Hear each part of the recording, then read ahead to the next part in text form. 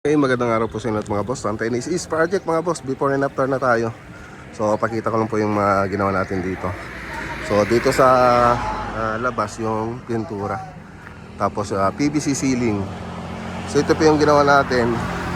Tapos, doon sa loob. So, PVC ceiling lang. Tapos, pintura dito sa labas. So, para makita nyo yung labas ng project natin. So, nagpipintura pa rin sila rito. Pero doon sa loob, tapos na.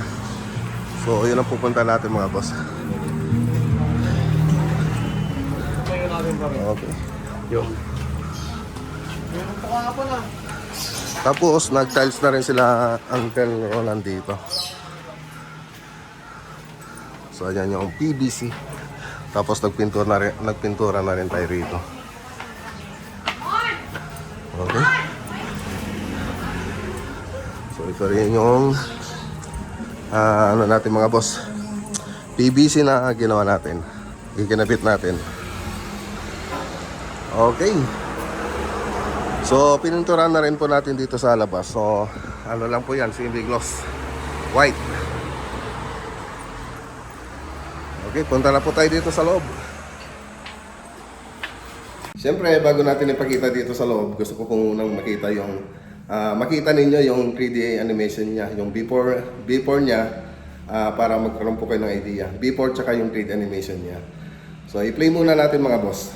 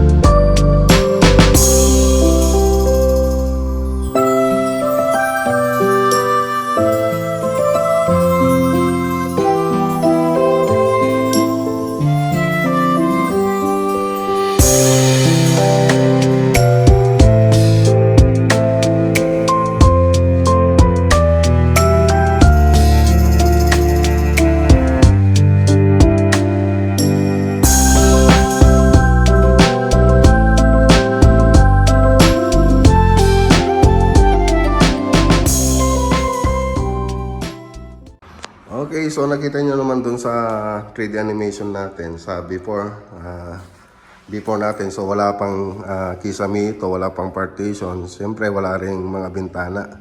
So parang nakabasilya lang po siya noong una.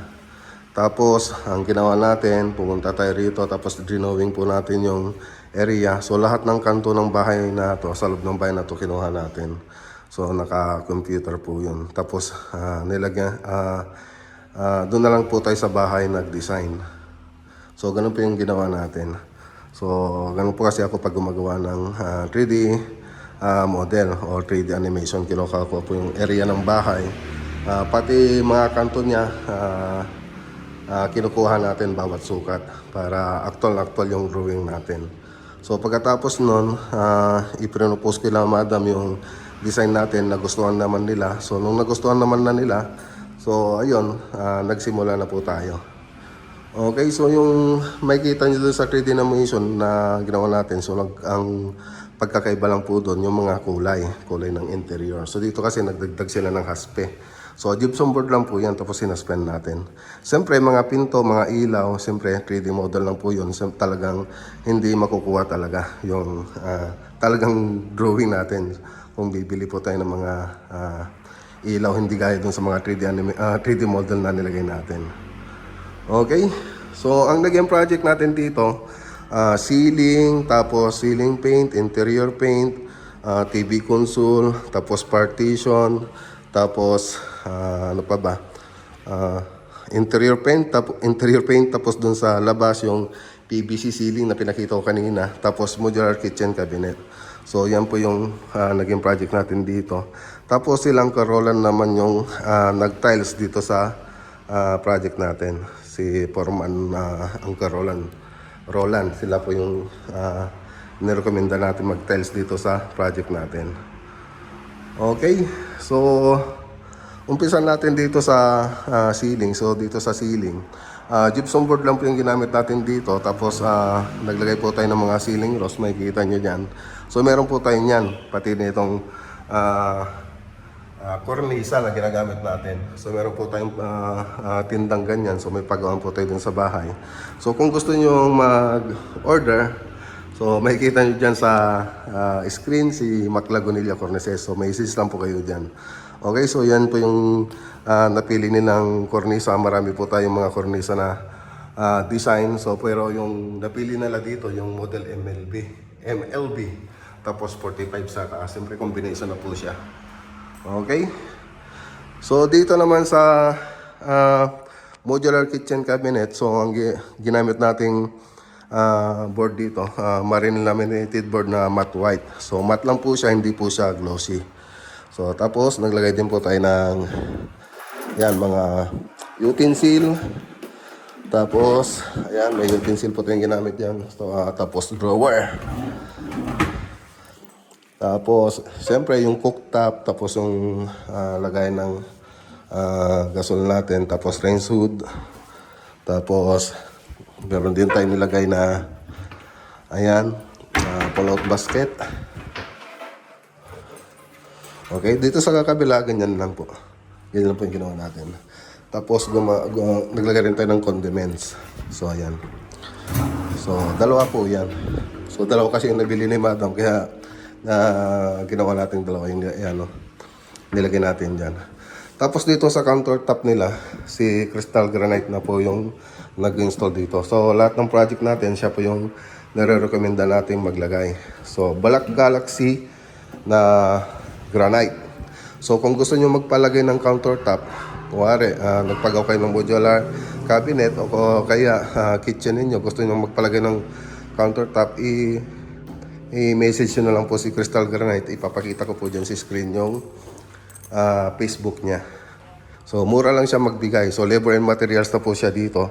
Sila na rin po yung nagkabit. So marami siyang mga granite o kaya quartz na ginagamit sa countertop. Okay, so ganun lang naman yung kasimple yung ginawa natin dito. Tapos naglagay po tayo ng tatlong drop na ilaw. Tapos dito WPC. Tapos nilagyan natin ng neon lights para dito sa pailaw niya. Ayan. Okay, see dito naman sa may living room, kasi hallway ito mga boss. Ditong banda, ito pa yung hallway. So ito, living room. So gumawa po tayo ng partition dito.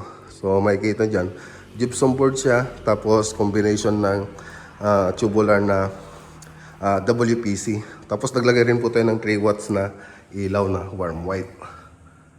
Okay. So dito naman sa TV console, ganun din, marine laminated board. Naglagay din po tayo ng cabinet, combination ng marine laminated board tsaka gypsum board. Siyempre may ano rin po to, may 3 watts na ilaw. Tapos neon lights din yung nilagay natin dito mga boss na ilaw. Okay, ganun lang ka-simple. Tapos dito naman sa may dining, so ganun din. So hinaspel lang po natin itong pinaka-top ng kisame natin para magkaroon ng accent. So ayan, tapos lagay tayo ng ilaw na paganyan. So tamang-tama rin dun sa ginawa nating 3D animation. Parang ganun pa rin yung nangyari dun sa mga detalye na binigay natin. Okay. So punta naman tayo dito sa may papuntang banyo. Okay. Toilet and bathroom. So flat ceiling lang po yung ginawa natin dito. Tapos silang karolan na po yung nag-tiles dito. Ayan o. Okay, patay na natin. Ayos. Tapos ito, tayo rin naglagay. Pati si Crystal Granite, yung counter nito si Crystal Granite na po yung naglagay niyan. Tapos dito sa mga kwarto niya ay simple lang ginawa natin, yung karaniwang ginawa natin sa mga kwarto, yung cove design. Okay? So lahat ng project natin, yung mga kwarto na ginagawa ano na yun, na nilalagay natin design ay cove design. So ganun din yung mga cornisa na nilagay natin dito. Ayan. Tapos nagpalagay si Madam ng ayan, yung ceiling rose natin. Tapos ganun din dito sa kabilang kwarto. So white lang po siya. Tapos pinalagyan ni Madam ng accent doon sa may bandang kabilang wall. Okay, so ganun din. So cove design din. Tapos dito sa master bedroom, so mas maluwang siya pero cove design din siya. So dalawang ceiling rose yung pinalagay ni Madam dito. Okay na. Ang ganda na. Tapos, ayun, punta nga tayo rito sa ano. So natulog na rin yata sila kagabi rito. So ito yung banyo nila. Pasukin na natin. Okay, so ganun din dito sa kabila. Ayos.